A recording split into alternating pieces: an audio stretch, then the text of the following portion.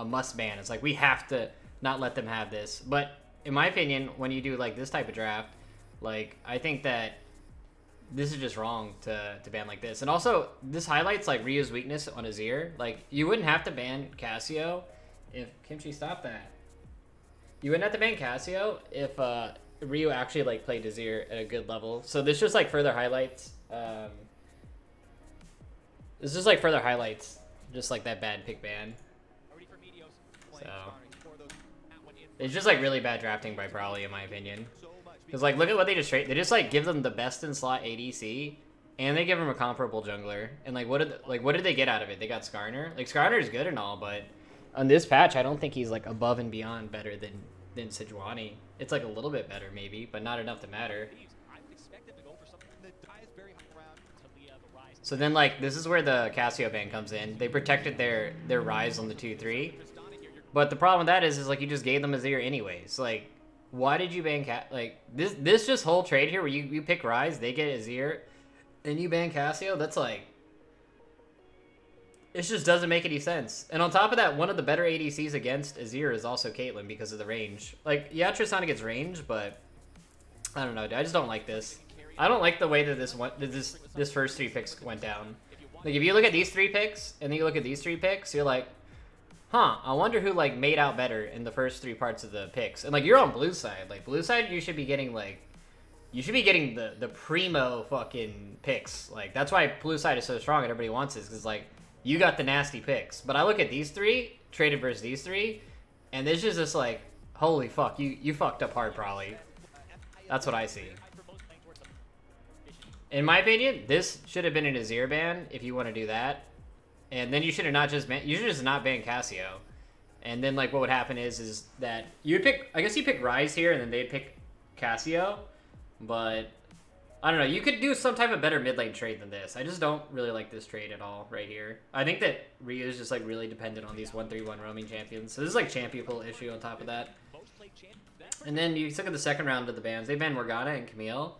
And these people banned Thresh and Cho'Gath. So like, this just kind of opens them up to the Alistar versus Braum. So now you get outscaled in your bot lane, in my opinion. Like I personally feel like Alistar gets outscaled by Braum. So and then the Ornn pick is fine and Singed is fine too. I think this is an okay matchup. I think this is slightly favored to Singed, but it's like better for Ornn later. So the top lane picks were fine.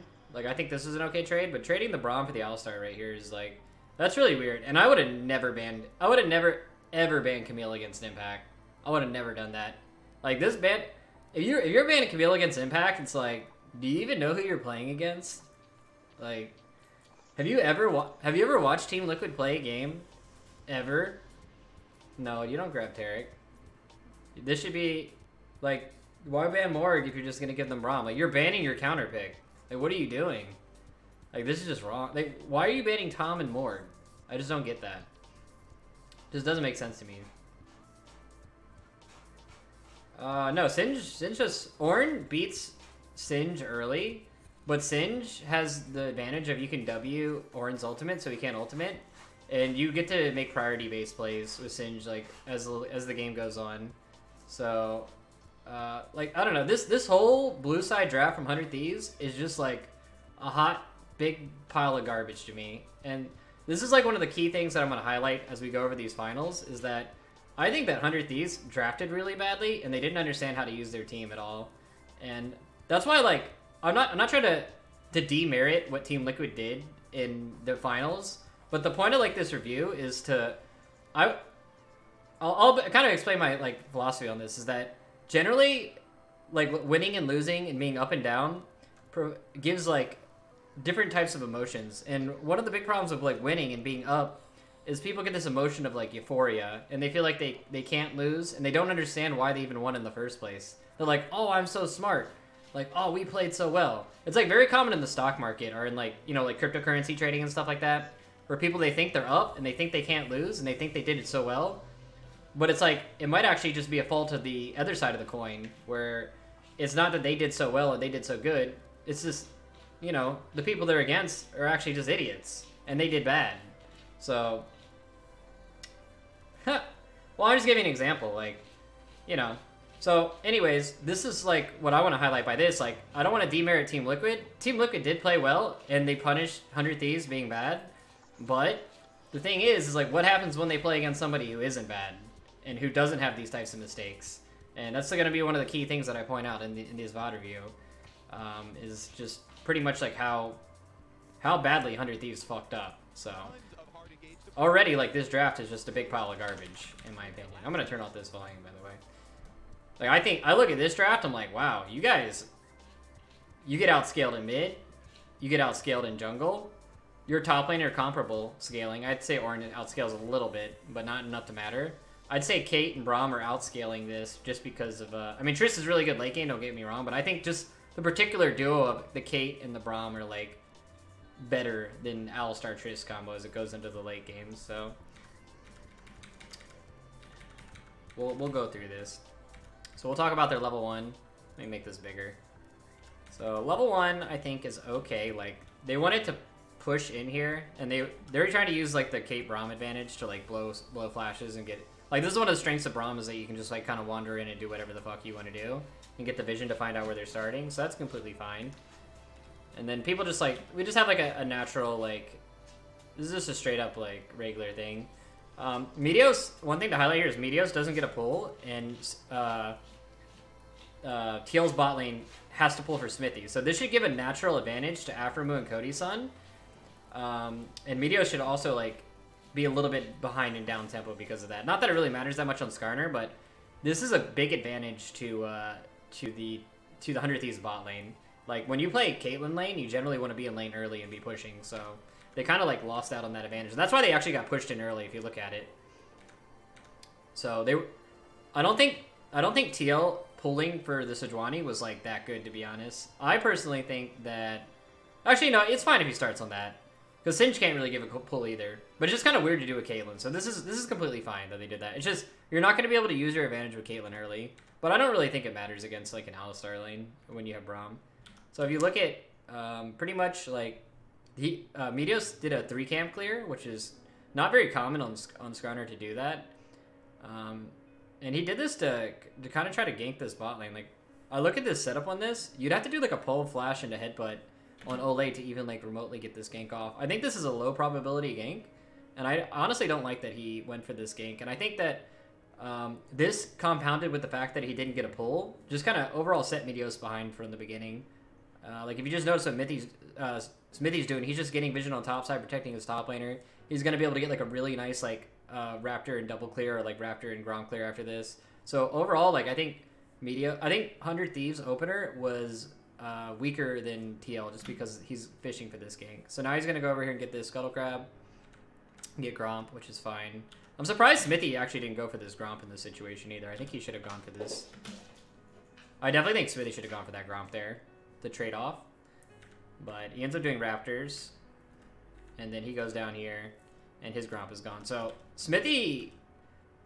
Actually, no, I'm going to take that back. I think TL's opener was better, but Smithy didn't capitalize on what was in front of him. So, like, Smithy should have taken this Gromp here.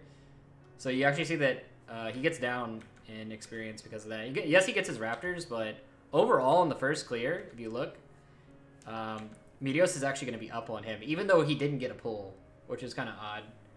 No, you can start Talisman on Sejuani. It's completely fine to do that. Like, both Talisman and...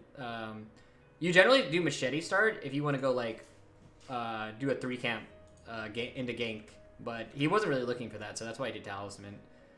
So you can see because Skarner had that better clear, he's able to get his Predator boots right off the bat, and you just see, like, he has just better items off of his first buy, and I feel like 100 Thieves should have been able to capitalize on this better to create an advantage. So, like, let's see what he does with his advantage. I gotta let you guys know that, like, I like, sort of watch these finals. Like, I had them on, but I wasn't, like, in-depth studying them, so if you, like, look what happened here. So Sunday's building this shit. I think that in this instance, Meteos should not have gone to Gromp. He should have just went... Like, in this instance right now when the wave is piling, this is bad jungling by Meteos. So this wave is piling here. This is incredibly dangerous for Someday. So Meteos was able to gain this advantage, and what he does with his advantage is he should have skipped these camps and gone and trailed Someday in this situation. because the wave is piling. So instead what he does wolves, Gromp, and then he shows up here to like to protect. So this is like a very dangerous situation. And I think he has to waste his Predator just to get this done. So this wastes his Predator as well.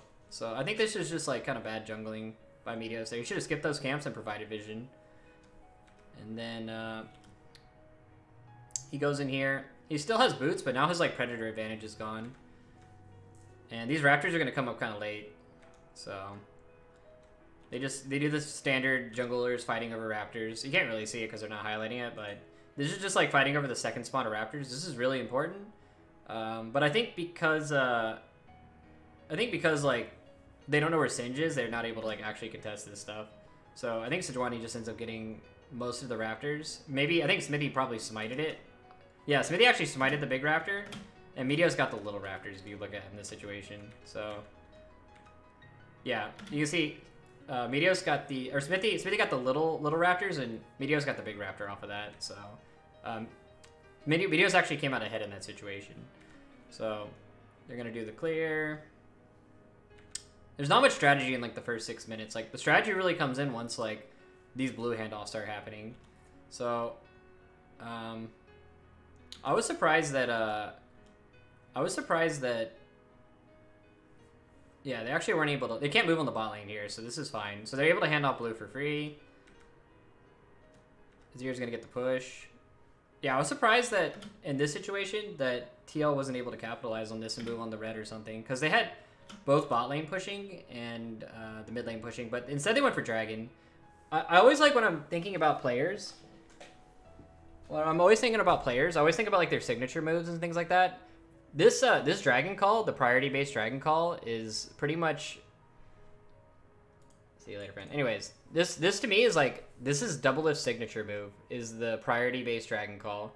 Every single time you see TL do this dragon off a priority, having worked with Doublelift on TL before, this is a Doublelift call, and he always makes this call. So whenever you see them getting the dragon like this. This is always a Doublelift calls, and they're making this A based on their priority bottom and mid, and B the fact that they're handing off this blue. So they could have either gotten dragon here, or they could have moved on the red and then try to do like a bot dive into that situation. But instead they went for dragon here, which I think is okay. I think diving bottom's like a little bit dangerous at this point in the game, and also getting early ocean is like pretty good. And then Smithy's just gonna get the red. Like I thought this is completely fine. They're using their priority well. It's like goodbye TL. But now, like, this is the play that I think when I watched this game, I was like, oh wow, like 100 Thieves actually have like some tricks up their sleeve. So you know how like TL did that dragon? So they did that dragon, and that allowed 100 Thieves bot lane to push in and to take away all this pressure from the Caitlyn lane. And they were actually able to get this swap off. So that's why I was really questioning this whole play, this whole series of events, where they have the priority on bot, they have the priority on mid, they hand off the blue. And I was sitting there thinking, I'm like, if you look at the CS right now, they're down, if this will go away, they're down about 11 CS right now, and they're very unhealthy in this regard. I think, in my opinion, they would want to keep them in this lane a little bit longer, and I think that doing the dragon takes away all this pressure that they have in lane. So I was like, I'm just like questioning whether they should have done this dragon or not, is the real thing. And it's just like, you see, like, they get the push, and they use this. This could have been a base timing. This could have been a red invade. This could have been even a dive on bottom, because you see, like, Azir had the mid wave pushed. This could have even been a dive on bottom to threaten them off this wave, because you see how, like, they're playing topside. And just, like, none of this really happened. And basically, they traded all this pressure for a dragon advantage. And this is one of the things that I think that maybe a better team would punish TL a lot harder for, giving up this type of an advantage. Over the lane, where they're just trading all this pressure.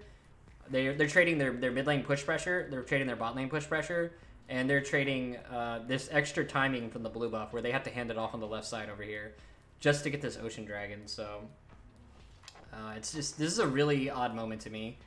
And Smithy was actually healthy enough to maybe even fish for a bot dive here, but I don't even know if they could be able to do that. So it's just an interesting call to me. Oh, I'm not saying they should dive, but I'm just saying, like, they could have done different things, in my opinion. I think what should have happened here is I think that the TL bot lane shouldn't have helped with this dragon. I think the TL bot lane should have just based here, and only Azir and Sejuani should have done the dragon, in my opinion. And yeah, I think that this is just this is using too many resources to get an objective, in my opinion, and that's what I don't like. They're taking away too much pressure on the map to get this one objective. So that's what I didn't like about that play. So you can see, like, this is the good play by 100 Thieves to actually punish this. So now TL's like first on the TL's like late on getting into lane, and then 100 Thieves actually do this really nice lane swap where they're able to pressure this topside turret, and then they end up killing Impact. This should have been Meteos ulting there. I don't even know if he had enough mana, to be honest. It looked pretty low. But this just completely takes away this whole like bot side advantage that TL had. So I think that this is kind of a poor early game pressure decision to go for that dragon. And then, so anyways, they end up like pushing even harder here. They can't really take this turret because Smithy's going to be up here. And now that lane that you saw that was really high up, now they're actually like equalized in gold because they have the first tower gold on the Tristana, even if they are up CS. And then Someday was even able to go down here and just like control this lane. So just a lot of, you're basically giving Tristana a free lane, which just seems really odd to me. And then I don't know if I like what they did after this. They go for this Herald. Yeah, this is the weird thing to me. So they push this wave in. I want to like look at the whole series of events. So they're pushing this. They see the duo on bottom. So from this wave push here, the one that they just had happen right here, they can either let the wave sit here and then go do Herald, or they can swap the lanes back. Like they can have Ornn fast push this wave out and push it all the way to here, and then try to get the turret. So I'm gonna try to determine whether that was like actually the right call. So they do get the wave. So basically, if they full cleared this wave, the next wave, we'll like look when the next wave would be coming out. So this would be the next wave that TL could actually have pushed off of. So if Ornn had like fast pushed this turret, and then these people either based or moved to mid to like pressure the mid turret. Like you can even see Azir wants to base. Does he really not have any mana? Or that's just bug. Why does he want to base? Yeah, this just seems like a really weird timing here. I think that they should have never gone for this Herald. They should have pushed top here and then rotated to mid to push. So they have both top and mid pushing. Have like Rise catch this top wave. They even have Ornn TP. And then they could just like try to take this bot turret. Because this is the next wave coming in that would be pressuring on mid turret. Like, I think that TL or 100 Thieves could have done so much more with this play right here. And they just didn't actually... They went for the Herald, and I just don't like the Herald play. Because generally, like, when you get Herald, Herald is more often than not a one for... you trade Herald for one turret, right? But I think that... It's not the back timings, it's what they're doing. I mean, Azir had to buy full national... Like, look at Azir's items. So, this to me is like... Ryu should be communicating that Azir needs to back... Like, Ryu should be saying on comms right now, like, Pellbolter's probably sitting on, like, 1,500 gold, 2,000 gold. Like, he has so much gold in his inventory, he needs to back. So, what they ended up doing with that back timing is they went for the Herald. And I just don't like this Herald play at all. I think this took away so much pressure by 100 Thieves. So, you can, like, look at the Herald. So, Ornn comes up here to do the TP play. And they're just trying to get them through this choke here. And they also, like, missed the Braum ultimate, too. So even this engage was, like, not that good, in my opinion. So, I understand that they're trying to get a fight off, but... I don't know, just, like, even how this fight, like, plays out. Like, they didn't even really wait for them to commit that hard, either. This is just... I don't know, it's just a weird setup to me, too. So they even cleared the ward. This would have been their ward to TP, too, to flank. It just seems weird to me. They go for the play. I don't know. This whole situation just seems weird to me. They could have done so much more with their pressure here. And they just end up, like, wasting their... Both of them waste TP, and then they just don't even, like, actually hold the turret properly either. So they actually end up losing the turret off of that. So... It just seems really weird to me, this whole situation. So I just don't like the Herald play. I think what should have happened here is... We go all the way back. This duo should have pushed this wave in, and then they should have gone to mid and like try to all pile on and push this wave. And then since both of these waves are pushed, then they can like rotate down and like try to pressure this turret on bottom. And then even if like these people try to trade turrets, they'll be really late. And this is one thing I noticed like a lot of NA teams do very poorly is they don't use like wave pushes to like move for like do cross map plays. So like this wave push should be Duo plus Rise and Skarner coming up to mid, pushing his 4. So what that would create is that this duo has to come and have to help hold mid, right? And then Azir would have to come hold this wave. He has no TP, and then you just have the 4 plus your Ornn pile onto the bot turret, and then you just take that turret for free. Where they have like literally no action that they can actually do to capitalize on that push. And this is just like a really this is like bad macro play in my opinion. It's just like going for this objective. Like 100 Thieves could have created a major advantage off of this, and they chose not to. So I just don't like that. It's just bad macro play, trying to go for that fight like that. And that's like, to me, that's one of the differences in good and bad teams. Is good teams can create advantages without having to fight, whereas like 100 Thieves in this situation is like, we want to create the advantage by fighting. So anyways, they end up in the same situation again, where Ornn has to push out that bot wave. The duo had to push out top, but now they can't even get anything off of it because they're down tempo, and they have to show up for this Infernal Drake. So we'll look at the Infernal Drake situation. So this right here. So this is something that TL does really well, is that whenever TL is controlling an objective or showing up to an objective, Impact is almost always the first mover on the objective. So, like, you look where Impact came from in the first place. He came from bot lane, where he pushed the wave, which is completely right. He goes to mid, pushes this wave too. Like, Impact is focusing on waves pushing to show up to the objective. And then Impact is there first to get vision. And because, like, they think that they're walking in safe, like, they don't realize that, like, Impact is already there. And if you look where Someday is, he's, like, trying to push the wave still.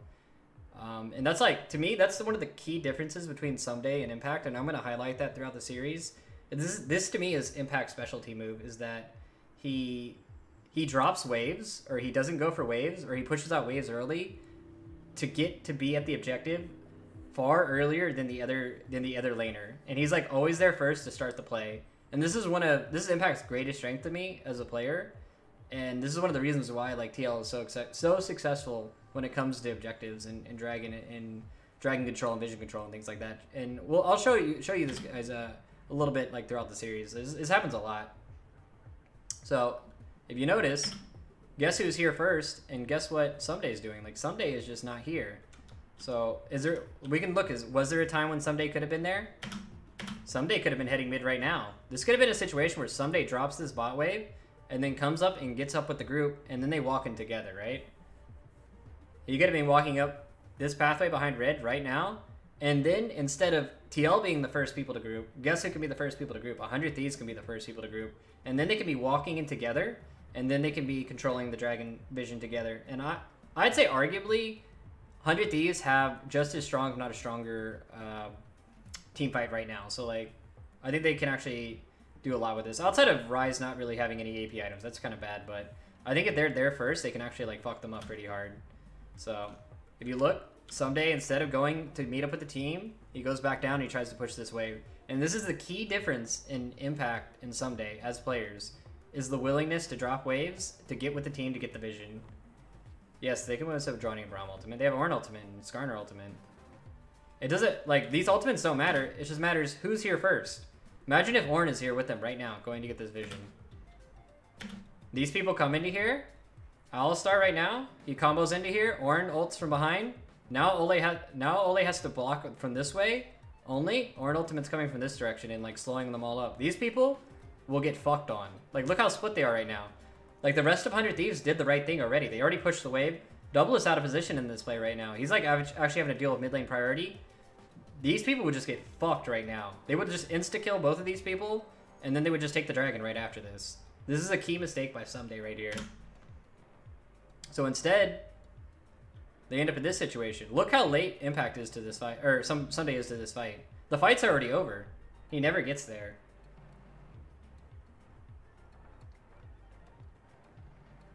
And you can see he just never gets there. And you can even look like they're pinging the wave top because they just gave all that shit up.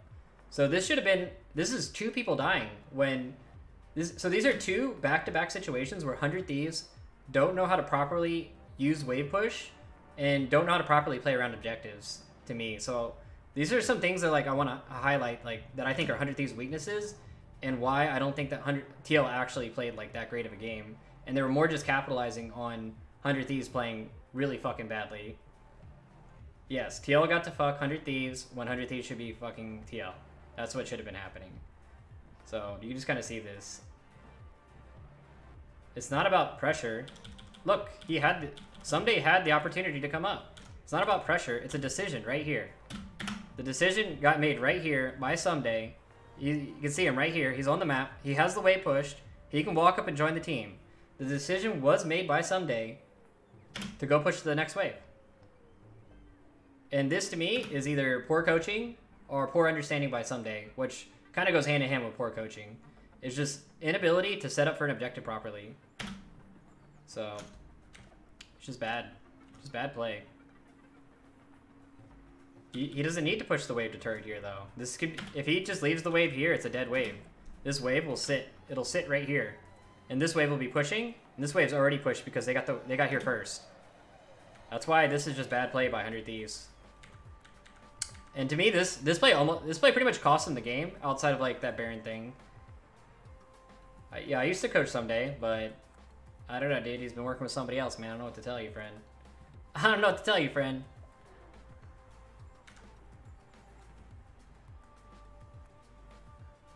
Doesn't matter how good TL is. Doesn't matter, dude. I'm just highlighting that. Don't count all the chickens before the eggs hatch. So from this point in the game, now this turns into a 1-3-1 game where Ryze is going to be in the side lane, and they need it. And basically, 100 Thieves' win condition from this point is that they need to use Ryze's priority in the side lane to actively make plays over vision. And then TL's win condition is they need to basically just group up and fight over objectives. So let's see what they do with this. So he goes and he gets the blue buff. This is fine. Now they need to trail Ryze and get him vision to control. So why were they not able to get this priority in here?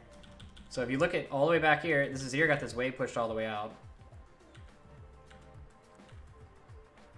What did Ryze base for? So Ryze based for an Amp Tome. So you don't have mana? Oh, I guess he just doesn't have mana, so that's understandable. Oh, he just didn't have mana, so that's understandable. So he needs to get this wave pushed out. And because they had this wave push, TL was able to get this objective here. And then they were also handing out blue. And then they were just able to get the Herald pressure here. And they just chose not to fight it because they were there first. And guess who's moving up first to contest this objective? You'll never guess who it is. It's Impact. Impact is always the first person to move the top lane plays. Because he doesn't care about fully crashing the wave. So now Ryze, this is Ryze's window to make a play. So this is when 100 Thieves should be able to capitalize. I'm pretty sure Ryze has blue. So like, what is 100 Thieves doing with this push? And like, what are they trying to set up for? I don't think there's anything to set up for outside of clearing out vision up here or vision down here.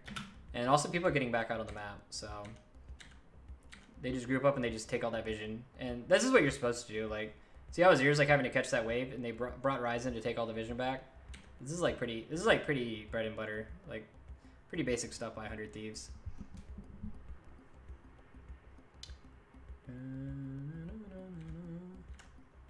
So kind of at this point in the game, like 100 Thieves have to wait on either Baron or Dragon to spawn because that's the next play for them to make, and they just need to be the first movers on the objective. And I think Baron should be the key play here, so they just need to use this constant Ryze priority to sweep this vision or to make a pick in this area when the Azir can't get down there in time. And like that's 100 Thieves' win condition. So if you see, Ryze is moving in first, but the problem to me here is, look, this is my problem, is this is Ryu's priority window, and Meteos is farming wolves during this time. So this to me is like poor communication by 100 Thieves, where they don't actually understand what their win condition is and how to use their window properly. Like right now at this point, the next wave to come into mid is back here for both teams if you look. So you can see Azir is all the way up here. This should be when everybody on 100 Thieves needs to like just fucking pile in on this right here and just like control this vision. Even like Someday's coming up. I think Someday knows what's about to happen. So you can see like Someday's even coming up. So right now at this point, this is the time to fight for 100 Thieves because Azir can't get in there. And instead what happens is they let Azir push for free. Meteos goes and does the wolves. And they just don't get the fight off. And then, because they didn't threaten anything here, Azir is able to come down for free, and they're able to push with this Herald. I think that this is a very key moment, because 100 Thieves is missing their win condition on their team comp. This should be, like, when they're moving in together to actually, like, start a fight. Whether Singe be there or not, Azir is up here having to deal with the wave of priority. It would have to deal with this wave on the top, like, to get priority, to push it out. This is Ryu's time for priority. And this is when him and Skarner need to be grouping up and getting, like, fucking Hambo on their ass. And, like, you can see, like, 100 Thieves bitch out. They're indecisive, and they don't go for the play. And they get fucked because of it. This is not... No. This is what I'm trying to highlight. This is not good macro from TL. This is TL literally just playing a game of League of Legends and 100 Thieves fucking up every single time. That's what I want to explain. Is that... People are like, wow, TL macro is so good. TL is so good. It's like, no, this is like very basic play. And 100 Thieves don't understand what the fuck they need to do. And TL is just literally just playing the game. They're like, oh, I guess you like didn't punish us when you were supposed to punish us. So now we'll just like punish you. That's basically what's happening here. And that's what's happened every single step of this game is that 100 Thieves don't know how to properly punish on their windows of opportunity. And TL are just playing the game of League of Legends. So that's literally what's happening here. Like, they just missed this window of opportunity. Ryze goes back up. They don't do anything with the wave push. And TL's like, well, I guess you didn't do anything with the wave push. I guess we'll just show up mid and we'll just push down your mid turret. And that's just what happens here. They just take the mid turret for free. And that's it. So let's see what 100 Thieves do with their next wave push. Okay, so Ryze comes out of base. So this is another opportunity. 18 seconds on Ocean Drake if they want to get this. 100 Thieves are the first people to move out of base. They have priority in bot lane as well. So now 100 Thieves can actually have the choice between primary setup on Baron or primary setup on Dragon. Let's see what they do with it. Do they just not do a good back together? Oh, because they're holding this. So they push this. And they should be basing together right now. They did. Meteo's base is late. Does he not need to base or something? Oh, that's fine. If he doesn't need to base, that's fine. So they pretty much just give him that dragon for free because they pushed that last wave. So that's interesting. So in this situation, maybe he didn't have the gold, but I don't know. This is just weird that like they're able. It's weird that TL is able to get this push. Do they get the push?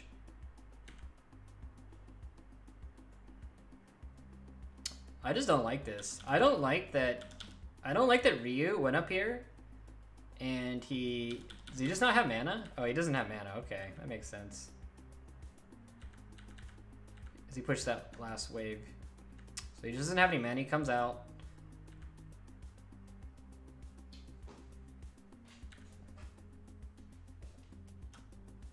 It just seems weird to me where he goes. I don't like where he goes here. Right here, I think Ryu should go mid, and he should push this wave, and then he should go top and push this wave even harder. They need to get all these waves crashed as soon as possible, in my opinion. Like, Ryu needs to go after this next wave that's coming in. Instead, he goes after the top wave, and then Tristana gets the melee wave. I mean, it's okay that he pushes that wave, I guess, but it's like, what are they going to do with it? Okay, this is actually fine. This is fine. Basically, 100 Thieves made the conscious decision to give up Dragon to take Baron control, which that's okay, I guess. Because now, if you look, Azir has to hold this top wave. This is another instance where 100 Thieves should strike. Like, they have to make the play right now. Because they have priority in bot, and they have priority in top. So let's see what 100 Thieves do. This is like when 100 Thieves should be crushing the game right here. What did they do? Well, they lost. They just lost all their Baron vision off of that. So this is just another instance where 100 Thieves literally have no idea how to play the game. And this is what I want to highlight, is that TL did not play well. 100 Thieves just played really fucking bad. And that's what I like. I'm not trying to take the wind out of everybody's sail on TL. I'm just trying to explain, like, don't praise a team for playing well and being like, oh, they're the best, when they're actually just playing against bad players. Because the thing is when they do have to play against good players, and they don't understand, like, that they didn't play well in the first place, then they will never improve. And when they do play against good players, they're gonna get shit on. And this is the kind of stuff I'm talking about. Like right here, top lane pushed by Ryze. Ornn has bot lane push. They even have mid lane push. What are they doing? What is 100 Thieves doing? You're getting pushed out. You're getting pushed. Why are you getting... Literally, this is just Braum. This motherfucker's on Raptors. This Azir is holding the fucking wave top. Singe isn't even on the map. He has to catch this wave. What? What are you doing? You literally... This was 100 Thieves' timing window to strike and to, like, make a ham play and to get all the vision and fuck them. Guess who's making the play? Guess who's making the play, dude? Guess who's making the play here? On 100 Thieves' window to make the play. TL is making the play. Disgusting. Alright, are they going to make a play here? Still your timing window to make a play. What are they going to do? I guess we'll back. Maybe the communication here was that I don't have IE, I don't want to fight, but I think they still should have fought, dude. It doesn't matter if he has IE in this situation, in my opinion. Because whether you have IE or not, if you are grouped up and ready to, like, make a play here, when any of these people face check into this shit, they just get blown the fuck up. IE or not. Like, there's other people in your team that do damage. So you have a Ryze. So you can at least push them out of vision. It just seems really weird to me. It just seems really weird to me, man.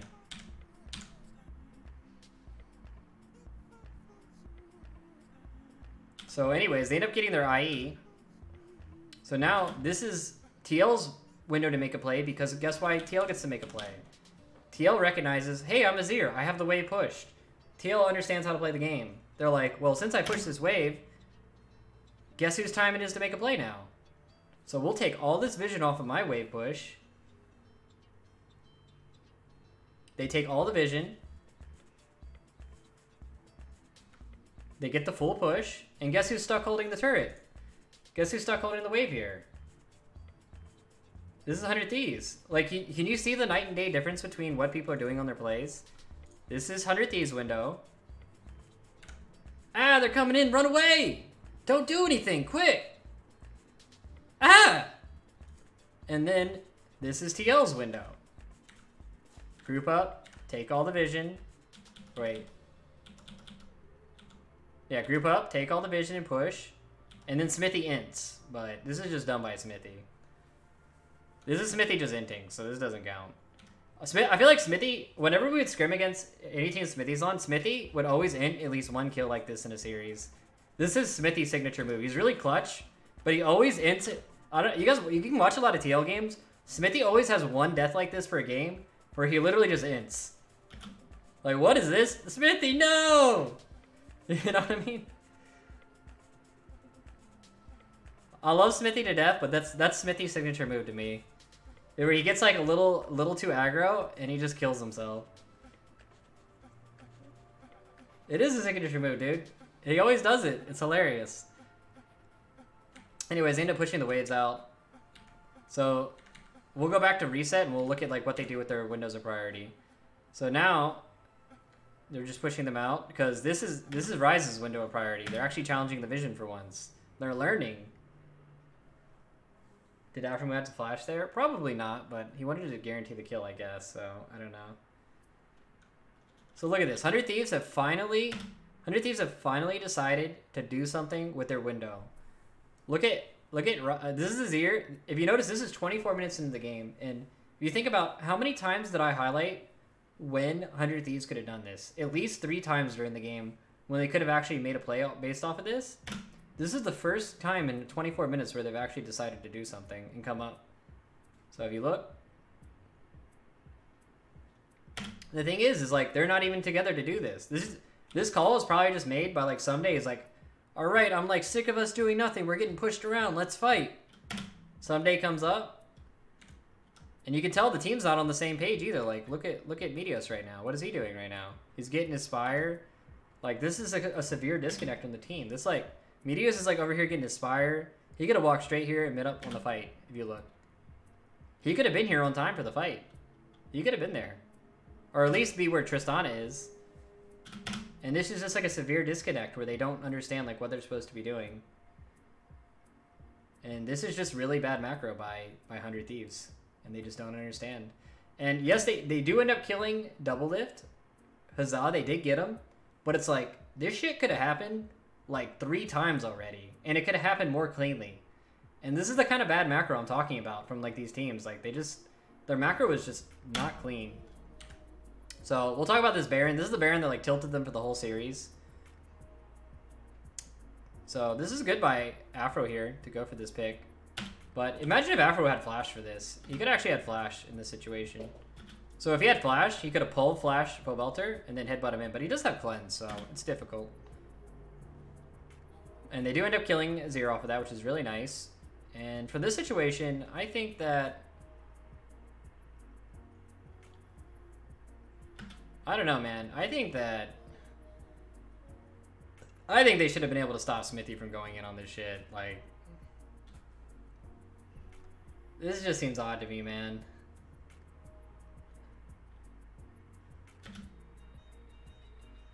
They just, like, let him come in and get it, dude. I mean, this is a pretty clean move by Smithy. I'm not gonna lie. This is pretty clean. Where he takes the Blast Bite. As you can see where... This is actually really good. See how Impact goos Alistar, so Alistar can't do the headbutt? And then Smithy goes over here. And then he's able to come in and get this shit. Which is, like, pretty cool to me. I personally think that, I think Rai should have been zoning more. Or he should have been chasing them out. Like, what I would have liked to have seen happen here is I would have liked to have seen Rise, like... either leave the pit and go after these people, or like just be on the side more trying to do damage to these people. Like he should be threatening these people away a lot harder, or like rooting. I think Rai should have been like over here, like rooting, ready to root. But you look, Ryu like moved up and he got baited. So it's just like poor. I thought that was poor positioning by Ryu, and really nice play by by Impact there to do the goo, because the goo actually single-handedly stopped. The goo single-handedly stopped Alistar from blocking them out. So good play by TL here, and I think kind of like not perfect execution by 100 Thieves. Ugh. And then like the game just fell apart after this. Like they just got shit on. Like they just systematically kind of got shit on after this. Oh, actually no, they made this one good pick. I take that back. They made this good pick right here, where they just waited for them to face check in. And they just kind of like cucked him off of that. So this is a good pick by that, but they're trying to set up for this Ocean Egg. I mean, they get grouped up with the Baron, and then like after this, it's just like they just got cucked. And they just get pushed out, and they just kind of like lose the game after they get the Baron. Like there's, you giving a Z or Caitlyn team a Baron like with this much tanks in front of them, like what can you do here, man? Like what can you really do here? So, it's just not good, dude. They just can't do anything. They're just fucked. I mean, this is over from this position. Like, like once they have the Baron, like the game's just over. Like, how are you supposed to stop this shit? No, the draft is definitely reflective. Like, the draft is definitely a part of the issue in this game. Because you can go all the way back to this. Like, if 100 Thieves didn't make this, like, play, their bot lane was getting fucked, dude. They were just getting fucked on. They were down a lot of CS. They were getting pressured. They were just getting fucked on from this position. Like, they were getting fucked. And they lost Dragon. They lost all this shit. They had a worse scaling mid laner. Like, they just got out-drafted. So, this is poor drafting by 100 Thieves. Poor execution on macro. Not understanding what your team comp actually is supposed to do. Not understanding what to do around your waves when you push them. And just not showing up to objectives on time from Someday. And just like, just overall really bad play by 100 Thieves altogether in this game. So, we'll go to the next game.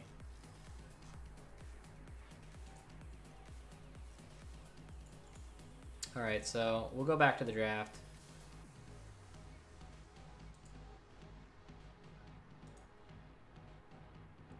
No, I don't want the music that loud because I'm going to clip this to YouTube probably.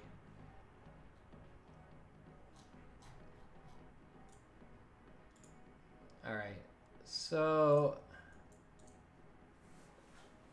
now they're on red side.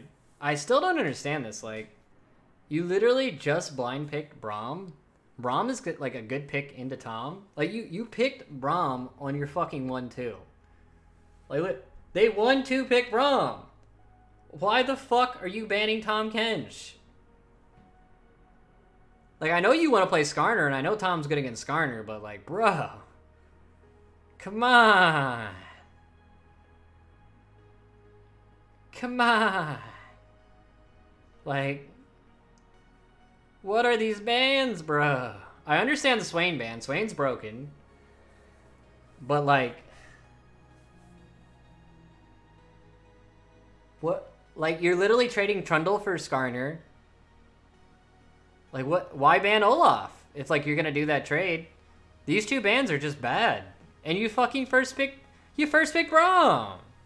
Like, come on, bruh. Come on.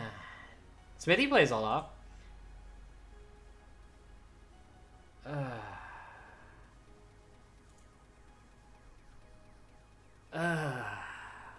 And then they play Talia versus Azir. Like, what are you doing?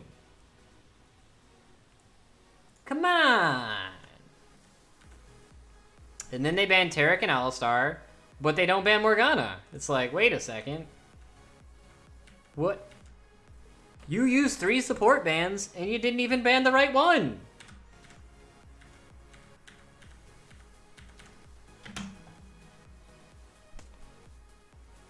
Come on! So, okay, let's highlight this. So you did get the better support pick, but they got a counter pick.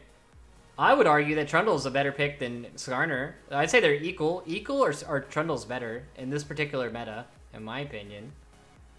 Right here. Azir outscales Talia. And you have a free Triss lane. Ezreal Braum can't pressure Triss Morgana. You just gave Tristana a free lane. What are you doing? You literally just gave them a free lane. They have 2 lanes that outscale you. And you're fucking... ugh. Ugh. And then these top lane picks don't even matter. Like, these don't matter. Come on. Crawley. Alright, let's watch this game. So, I, like, glanced over this game a little bit. This is something I want to highlight where I feel like maybe this is a Ryu problem, or maybe it's a Meteos problem, or maybe it's even communication, but I feel like 100 Thieves don't understand how to use their windows of opportunity, even in the early and mid game. So we'll look at this. We'll look at this. So this is the game where they have the really weird early game. So this is a really weird early game where they just like they're running around the jungle. Meteos doesn't get the red, so like they get kind of fucked, and it's like, I mean, this was just a weird situation altogether. So they're just like, you just don't get the red, then he has to go back, and then this was just a weird early game. I don't really know what to say about this early game. I understand what they were going for here. It wasn't a bad play by 100 Thieves. That's a common invade. It was well played by both sides, but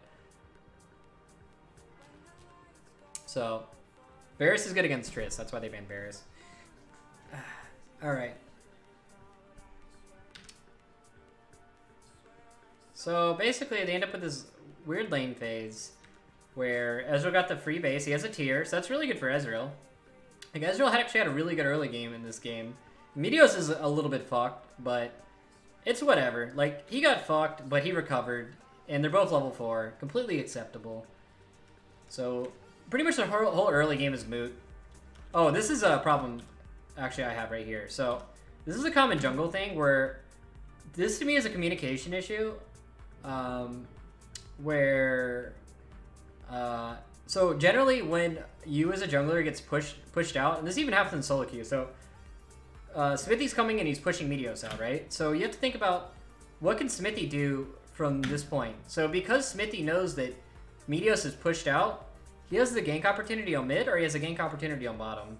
I don't think bottom will ever get ganked here, but I want to show kind of what the 100 Thieves bot lane do from this position.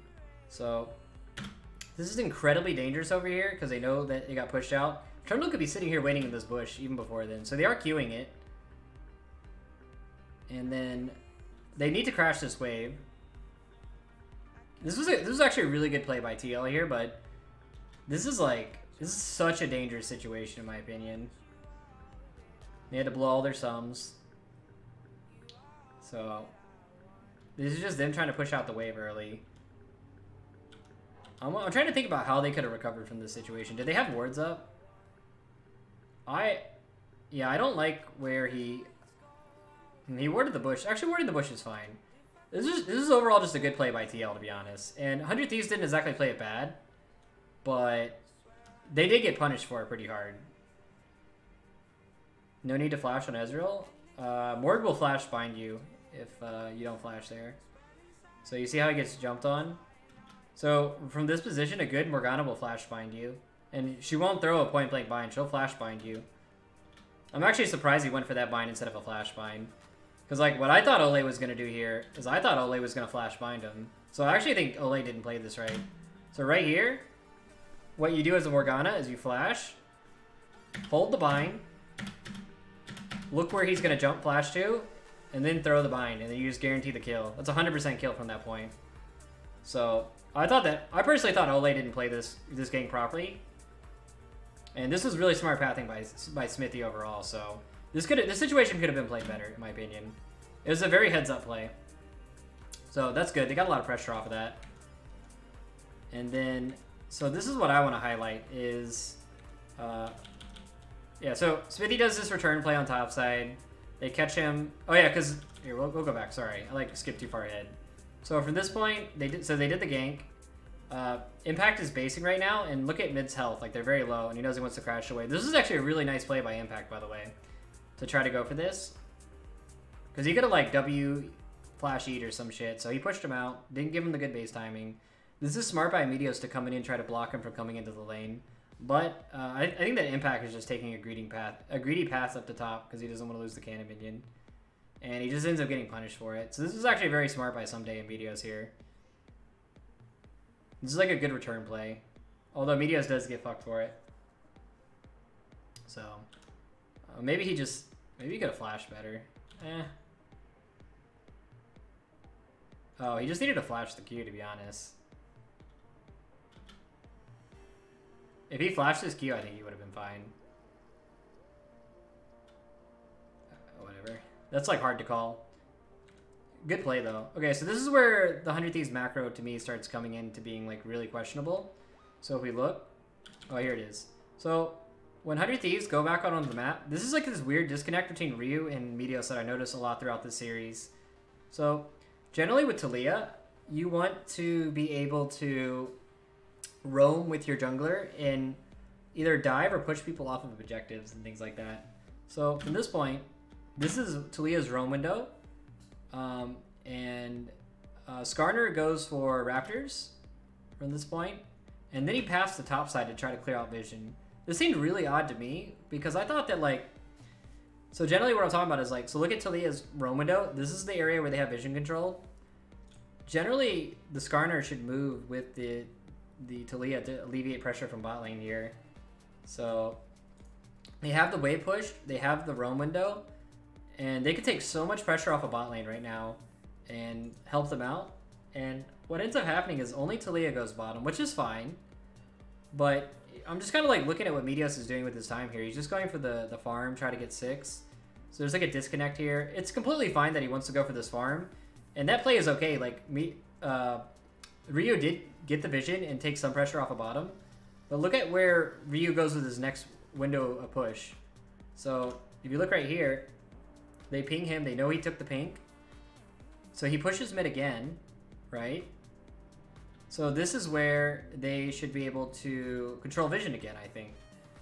So he takes this pink. And then you look, Taliyah wards left side.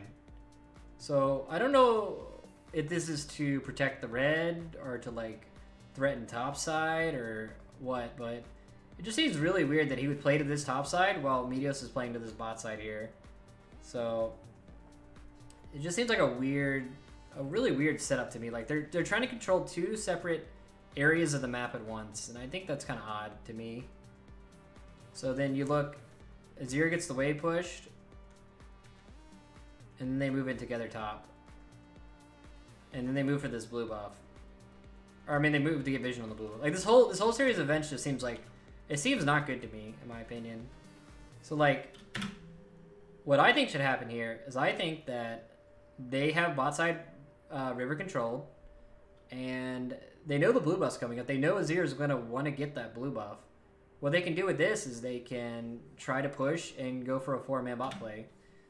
But what they ended up doing is they let Azir get that bot pressure. So they push mid. They don't know where the bot lane is, and they just want to trade off blue. Maybe they think they're invading on blue or something. I don't know. But they have vision, so it just seems really weird to me. Like, I don't think they do the right thing with this blue trade-off, so it just seems weird to me. Like, see how, like, TL is trading off their blue right now? I think that 100 Thieves should be able to do... They should be able to capitalize on this harder. And they just don't really get anything done with it. So they just both trade off blues for free. You see? And the problem with this is that 100 Thieves is like, they're late. Now like TL have this wave, they have wave push mid. And you see how like now Meteos is going for this bot play? Like, think about it, instead of going over here, you fast forward, and now 100 Thieves actually do the bot play together instead. See what I'm saying? Like on this window, while they're handing off the blue. Like I just don't feel like I don't feel the synergy there between 100 Thieves and like what's going on in the map, and using their windows of opportunity with what TL is doing to the best of their ability. Like, they know 3 people are on the top side of the map. They know he's handing off that fucking blue. You even have the ward. You can see it. Why not just fucking pile on bot lane right now? Why not like have the bot lane fight, the two man start fighting bottom and just pile on and fight them? It just seems odd to me. It seems like weird stuff. And they just let themselves get pushed. They lose their Raptors. Ryu gets pressured. He gets fucked because of it. You can see the disconnect. Meteos is on the bot lane, like trying to make that play and push them in. They're not doing it together. It's just like, there's just this huge disconnect between Ryu and Meteos and what they want to do together. And it's just really, really bad.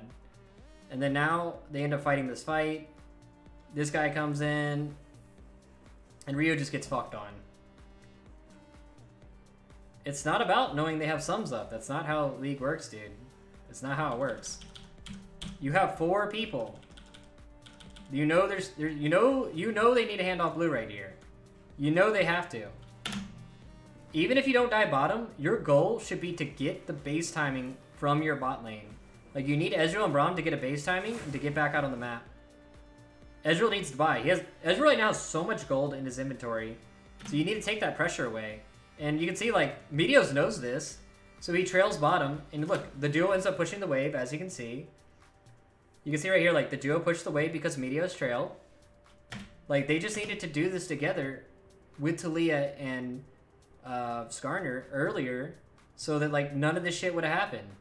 And then, like, basically what would happen after that is, instead of having this set up, like, Talia and Skarner would be mid right now, and instead of it being the split up situation. So, see how it's, like, split from this situation? If they just had moved together bottom right here, had moved together bottom, then they could have handed off the blue together, the wave would have been fine, and then, instead of it looking like this, where they're split, Skarner and Talia would be mid together right now. And then, guess what they get to do? Now they get to push the wave out for free again. And then, now your duo has a pushed wave on bottom, or they can get the reset. It's just like, the way they're doing their priority plays are just really bad. So, I don't know, dude. I just don't like it, man. I don't like it. And then they just end up in this crazy ass fight. Like, you're just not doing anything, dude. So we'll go from the reset on that. Yeah, we'll go from the reset. So now we're reset. We're back out on the map. So now 100 Thieves actually have a buy-in. So I think this is even more reason to try to make these bot plays happen. Let's see how they try to do it. Like, I think that the way that 100 Thieves do their priority-based plays on mid are just not correct. So you can see Meteos is trailing mid. They want to make the counter play. Good ultimate by Pobelter. And they end up like making the play. That's fine. Like, you could have done this before. Like, that 2v2 wasn't the best. You wasted your flash ultimate. But at least you're doing something. Like, you could have done this before. And now you can see they just like control bot side. Oh, we'll go forward. Oh, here we go. So now they're gonna like punish. So now they have Sunday's window of priority, and they're gonna try to punish Pobelter having no sums. Pobelter is a really good dodge to get out of that though. But it's like, I don't know. I don't like what they did with this. Like, what I would rather have happen in this situation. Oh, actually, they don't have ultimate. It's fine to go for that, I guess, but like this was 100 Thieves' attempt at the play where they have him come in. And then you can let's look at TL's attempt at the play. This is TL's attempt at the play, because this is their window of opportunity and priority. What do they do with this window? They just get to push, and then they make their play. And you see how they move down together? The Azir and the Trundle? They threaten bottom. This is like what I don't like. So what this should have looked like is, instead of going for this hyphy play, Orange should just help trail Talia and let it, like, why go for this? You don't need to go for this. Now Talia should just push the wave mid here. Let Someday hold the next wave. Like, going for this is just bad, because you lose all control of the... So this is a play I call the 4-1 split. So basically what that means is that you have priority on top. I'll explain the 4-1 split. This is like a play that I like told players like a long time ago. So when you have priority on top lane, what you can do is you can push top and then rotate down to mid and hold the wave mid. And then you can have your mid laner and your jungler pile onto a lane 4 in the bot lane. So you instead of being a 1, like, you know, 1-2 lane setup, you change the map over to a 0-1-4 setup, and you just shift all of your people down to the bottom side of the map. And this is something I told Someday a lot when I was coaching him. I'm surprised he like doesn't understand this, but this is when you would do that play. So from this point, you'd push the wave, you have the orange trail so that Talia can push the wave properly. So Talia should have been pushing the wave here. And then Ornn would have held the next wave, which is coming out here. And then you shift all 4 people down to bot to do a dive. You guys get what I'm saying here? So then, basically what happens is this guy has no TP. He'd be stuck top trying to push a turret by himself as Sion. Azir can't push mid because he can't push Ornn. And then you have 4 people diving 2 to 3 people in the bot lane. And Ornn can even get in on that play if he wants to, dude. And it's just like, the fuck are you doing, 100 Thieves? How do you not know how to play the game? So then, you can see, this is TL properly executing the 4-1. They shift impact down to hold mid. Then, Azir and Trundle, they go bottom. And they just dive their ass. And this is just really bad macro play by 100 Thieves. Just doesn't make any sense, dude. Just don't make much sense, man. So. Ugh. So, now TL just have the driver's seat. They have a better scaling team comp. They have Tristana that just got free lane. And now it's like, how are you going to win the game now, 100 Thieves? You didn't execute on your team comp properly. That's what I want to explain to you. It's not good macro play by TL. It's bad macro play by 100 Thieves. The thing is if you don't take an opportunity enough times, if you just like keep skipping your turn to make a play and doing your opportunity, chances are TL is going to figure out, like, wait a second, it's our turn to make a play. And they're just going to do the most basic, simple play that you can possibly do. And because 100 Thieves is doing no plays, TL, they have so much time to do their play. They have so much time to do whatever the fuck they want to do. And that's what I'm trying to get across. It's not good play by TL. It's bad play by 100 Thieves. It's just really bad. And that's like what I keep trying to get across here. So, I don't know, man. I just see this and it just looks bad. And to me, to be honest, the game is over after this point. Like, you're getting outscaled, you're down gold, Tristana got a free lane. Like, how the fuck do you stop them now? Like, do you really think 100 Thieves Team Comp actually wins a group fight from this point? I don't think so. I think they'll never win a group fight from this point. You're giving them free Herald. Like, they just have full control of the map. Like, we'll watch one more fight and then we'll go to game 3. So, I mean, they just have all the waves pushed. Like, they're just taking everything, dude. They're just taking everything. So, do you see, like, why I'm saying this now? Because I post tweets and stuff about, like, this what I thought about the finals.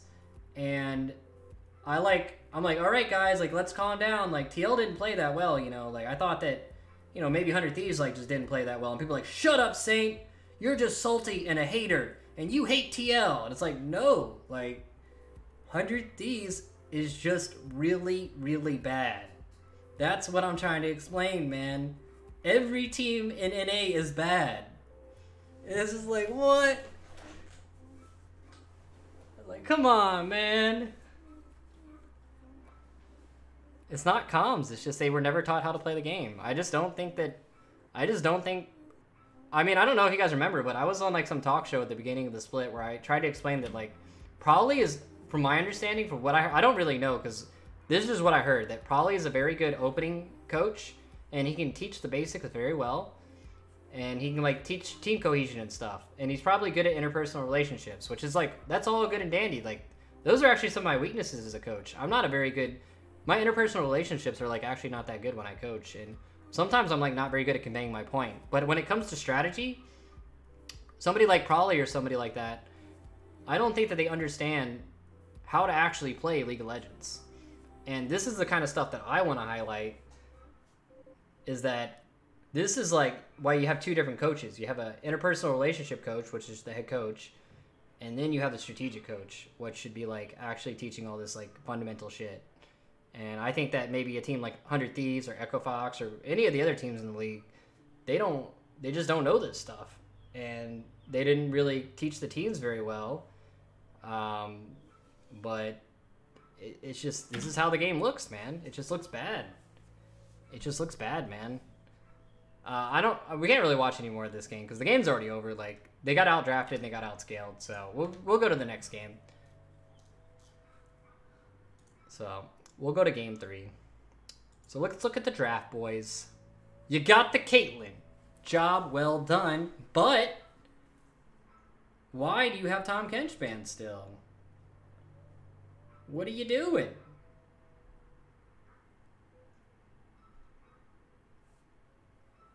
Can Meteos not play Trundle?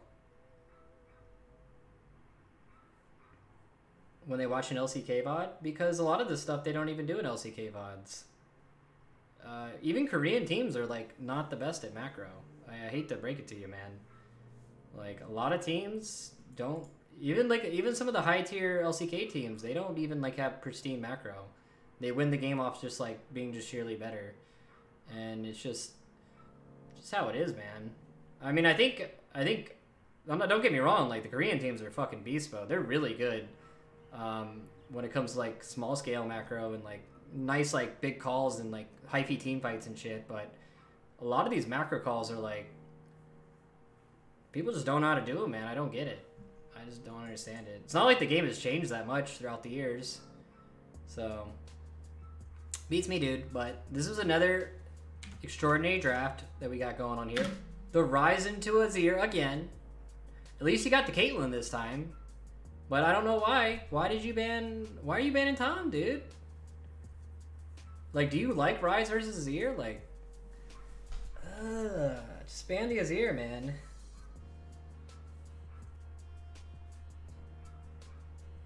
Oh, I agree, dude. My mechanics are not the best. I have the mechanics of like a high diamond, low master player, but I guarantee I know more about the game than like 99% of the fucking people, dude. So we'll look at this. This is just a weird draft to me again, man. So they're pretty much setting up for that Braum pick because they banned Morg again. And then they ban Ornn, and they ban Scion, and then they just get the Braum for free.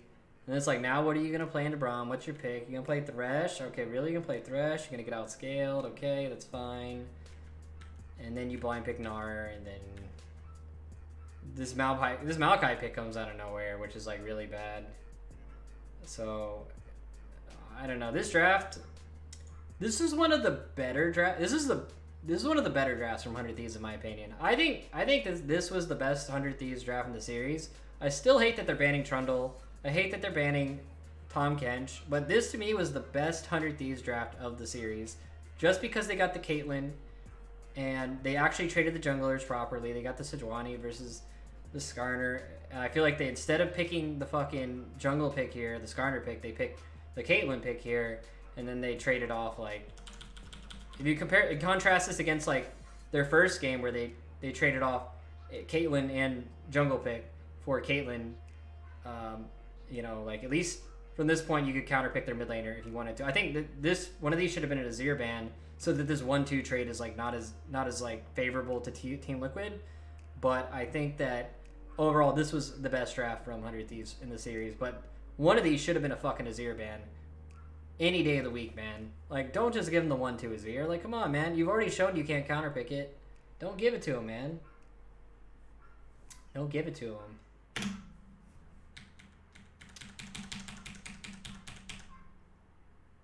Alright, so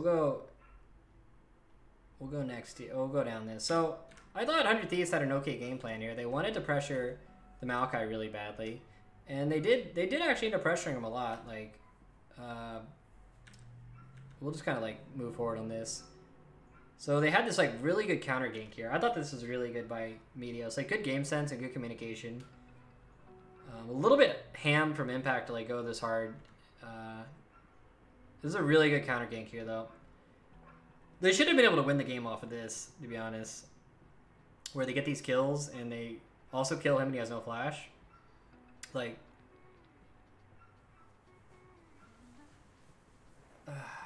And yeah, they end up having like, they have so much pressure. How much is the gold lead right now?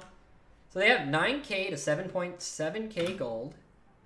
And they have this huge CS lead on top. We have all the control in the world. So now, 100 Thieves, all they need to do is just completely control topside and just not be idiots. And your bot lane, like Kate Thresh is never going to lose priority against that shit. They should be fine. So let's see what they do. They go for this play. I want to know why Meteos wasn't able to get on this play sooner. So he does his Raptors. Where was he coming from? Oh, here's the mistake. Shouldn't have done the double golems, dude. Shouldn't have done the fucking double golems, dude. How many times do I tell you guys about double golems? How many times do I tell you guys how much double golems suck? I mean, maybe you can't see it, but it's like he's down there. Right now, Meteos is doing double golems. Fucking double golems suck dick. Don't do double golems. They suck. They don't give any experience. They take too long to do. You lose your chance on your play. Just go do Raptors, bro. Meteos. Go do Raptors, bro. And right now, like, even before this, like, he should have been communicating. It's like, yo, I can push this guy in. I'll have a roam window on this guy. He fucking does double golem. So this to me is the same thing. Remember in game 2 I was telling you, Meteos and Ryu have very poor communication, and there's a severe disconnect between what they want to do. I can tell you right here, there's really bad communications in this situation. If they were communicating properly, Meteos would never do double golems here. Because they would be talking about like, yo, I'm gonna get this wave push like coming up here, like, can you come dive top of me? Like we get a top dive in here. He has no flash. Like I'll have a roam window here. So look at this. He does Raptors. So he could have Raptors done and been trailing up on this guy right here. They could have been moving together right now. But look at how far behind Sejuani is on the play here. You could have been right there with him, dude. He would just instantly die and they would get the turret.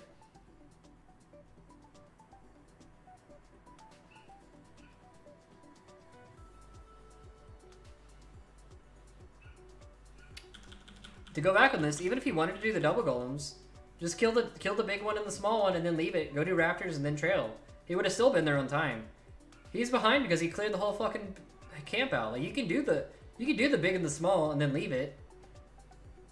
And then like he could actually been on, he could have done the double golems and been on time if he just did the big and the small. And then it's like, whoops, wait, my thing's dead. My thing crashed. No, it's dead. Hold on. My thing's crashed. It's crashed. It's green screened. I think I need to reload it. Alright, anyways. That's what I'm trying to explain is like, imagine if Meteos was right up here with Ryu right now. How clean this dive would have been. How like unable TL would have been to do anything in this situation.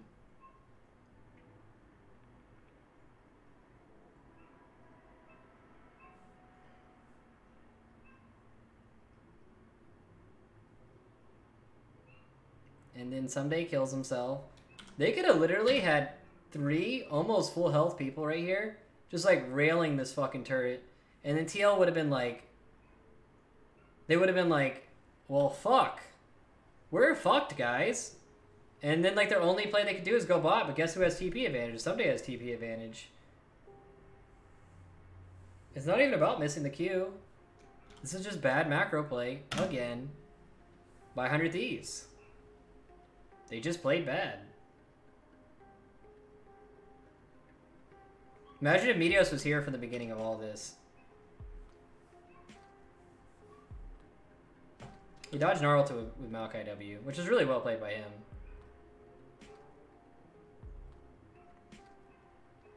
Doesn't matter about getting aggro.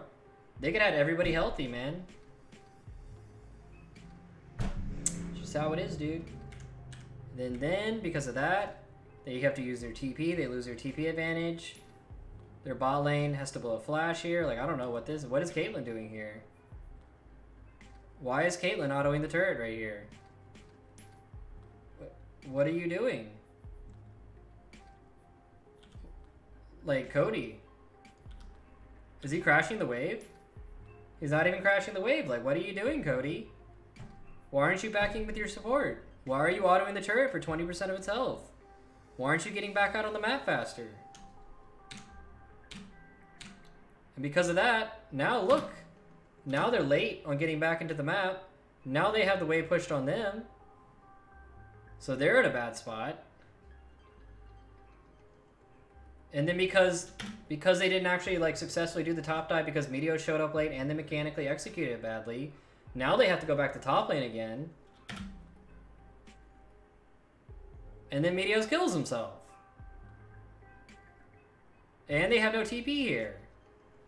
And it's just like... Okay. And then...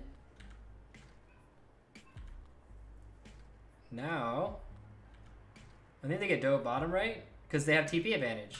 So because Someday had to waste his TP, getting back up the top to get that turret... Now they have TP disadvantage. That's what I'm trying to...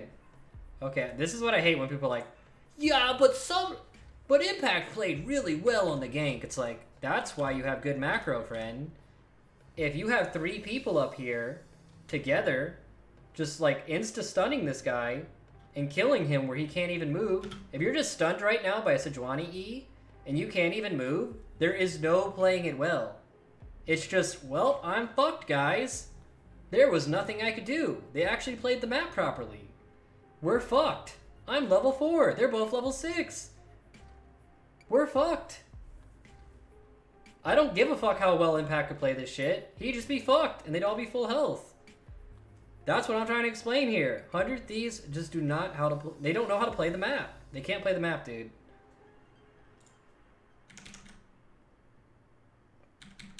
Well, that's what I want to explain is, like, don't hate on just Meteos for doing the doubles. To me, it's poor communication from Someday or Ryu. Somewhere the communication is not right, where it's not getting communicated that their next play is to dive the top and punish to level 4, and the timing is, like, not matched up. So it might not be Meteos. Maybe it's like... Maybe Meteos is like, yo, can I do doubles and Raptors? Like, I'll be up there to follow you guys. Maybe, like, the timing is not set up. Like, somewhere in there's a communication... flaw that is not right, and I think it's actually a communication issue, not a knowledge issue, because I saw the same thing in the Talia game, the second game. I think that Ryu doesn't know how to properly communicate what he wants to do on the map, and because of that, the jungler doesn't get to set up properly for it, or vice versa. The jungler is not communicating properly what he wants to do, and then Ryu doesn't get to set up properly off of that. So I think in order to solve that problem, you have to fix the communication, which is the foundation of all this. But anyways, we'll go forward. And pretty much after they did all this, like, they just fucked their whole game plan up. Because now it's like, now Impact has TP advantage. So now they can just do this bot play. So look here. So they know they have to hand off this blue. So he hands off the blue. And you remember in the game where I was talking about, like, how 100 Thieves should have done something? How 100 Thieves should have done something with knowing they handed off the blue? Well, guess what, baby? This is like what it looks like. You're just capitalizing on A, you have TP advantage, and B, you have priority on mid because they're handing off the blue. And like, this is what I'm trying to explain. It's not TL playing well. They're just doing the basics of the game. This is basic macro play, and they're just capitalizing on 100 Thieves doing nothing right, and they're just like taking what's in front of them. And it's just... The game is just over from this point.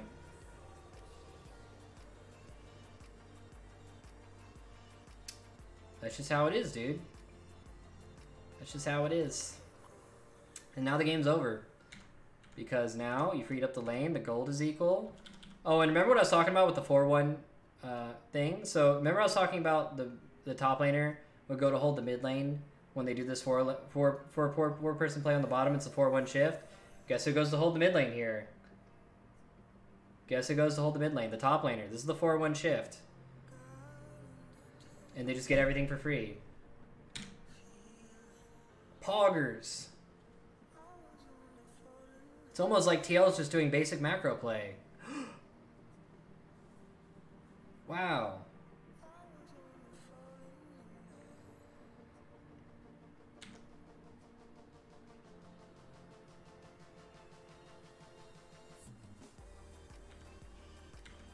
It's just how it is, dude. And the game's just over from this point, in my opinion. Because, well, actually, no, it's not over. We'll watch one more team fight. Because I think 100 Thieves throw again. So we'll go... Now 100 Thieves have a TP advantage. They should be able to set up on the bot lane here. But if you look at what happens... So from this point, like, the communication right now is that, oh, we have TP advantage. So we want to, like, set up for the bot play in the bot dive. We're going to set up on mid. But... right now, it's not being communicated. It's like, hey, Azir is missing from mid. Like, he could be going somewhere. Poor communication again from Ryu. I guarantee Ryu has, like, really bad communication. Like, this is just another thing I see is, like, Ryu's comms are bad. They're really fucking bad. Doesn't tell Someday, hey, Azir's missing. Like, he can be coming for you. What are you doing trying to crash this wave Someday? Now, instead of being a situation where they can take advantage of their TP advantage...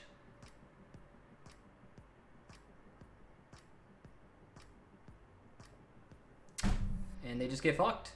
And now they lose their TP advantage. They lose their push on the Infernal Drake.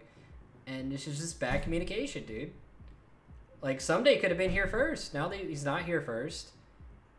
And guess what? Now you just lose this Infernal Dragon for free. Because Ryu, once again, bad communication. Just bad. It just doesn't say what he wants to do. doesn't. I think it's just bad communication, man. And they just get an Infernal Dragon for free, and they lose a kill.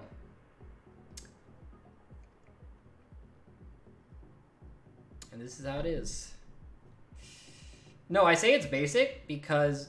I want to get this across. I say this stuff is basic because these are macro plays that were taught... That these... Like, hold on. How do you think I know these macro plays in the first place? Yes, I studied a lot of games, but I know these macro plays because I learned them when 2v1 was a thing. The majority of these macro plays are plays that come from 2v1 meta. And the thing is the players that are thriving right now in these metas are people that all come from heavy 2v1 meta. Smithy was from CLG, same with Double Lift, same Pole Belter. CLG was one of the best 2v1 teams in the world, to be honest. And that's one of the reasons why they did so good at the MSI that they played in. Is because, guess what? They were an awesome 2v1 team. Who from this team do you see that was like a... Only Aframu was a god 2v1 player. And I don't think the bad macro is coming from him. I think the bad macro is coming from these people that were not on strong 2v1 teams. That didn't have the strong 2v1 macro. And that's what I want to like get across is like all these plays these are plays that were taught that I learned in the 2v1 meta. And I learned to read the map in this way because you have to be able to read the map this way if you want to shot call a 2v1. Until 2v1 became... No, C9 was never a strong 2v1 team. They were not. C9 was not dominant because of a 2v1. C9 became dominant when 2v1 became standardized. If you watch how CLG played non-standardized 2v1 macro, it was leagues above how any of the other teams were playing it. It was leagues above it. Like, how do you think that CLG was able to play against SKT and MSI in that one time, in the time they did? It's because they understood map play and 2v1 meta. Why do you think Aframu was such a strong player and got MVP and got put up on the team and everybody's like, oh, he's so smart, he's so good? It's because Aframu comes from 2v1 CLG. You feel me? That's using the noggin. That's using the noggin, dude.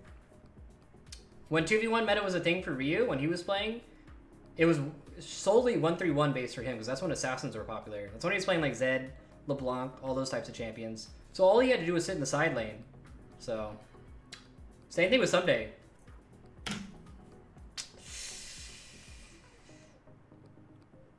A Double wasn't on the team. I mean, Double was on TSM as well. TSM was another good 2v1 team at the time. I'm just giving an example. Like, Double like played on CLG, he played on TSM. Like he played from two different teams that were good at 2v1 during the time. So, anyways, yeah. What was I gonna show? Oh yeah, they had like one more bad fight. We'll just show that, and then we'll. So this is Pobelter using his priority push. He uses the top push, and he just comes down here and they just siege with that push.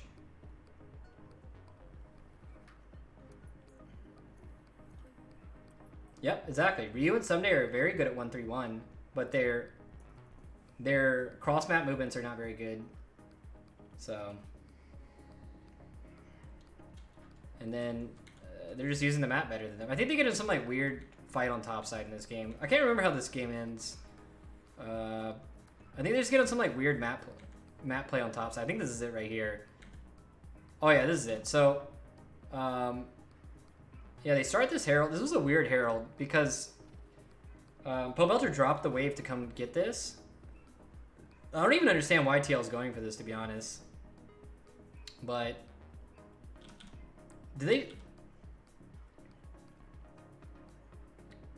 Oh yeah, this is just another instance where Meteos doesn't move with Ryu on his priority window to gain vision around the river. And instead he goes to Wolves. Like, do you guys remember another scenario like this? Do you guys remember this from another game where I pointed out when Ryu had a push window on top? And you remember Meteos just went immediately to Wolves and they didn't actually control the river vision off of that window of priority? That wasn't another game. That was in the first game. It looks exactly like that, dude. Same thing. Same thing with the first game. This is their priority window. This is when they could have actually done something. Just as Wolves. So... And they're late. They lose Herald. And then He gets picked. Because they could just never get this river controlled. And this is the problem, is like, 100 Thieves don't know how to use their priority windows, so they never get the river controlled, and they just never get control of the game.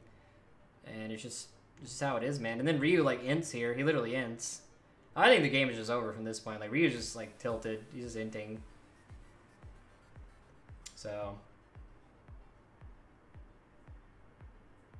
why Faker's good overall? Faker's just so good, dude. I don't even think you need to ask why Faker's good.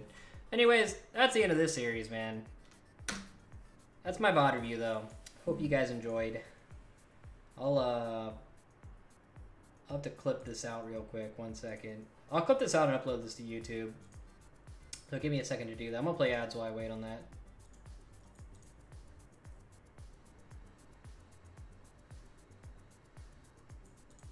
I don't care about media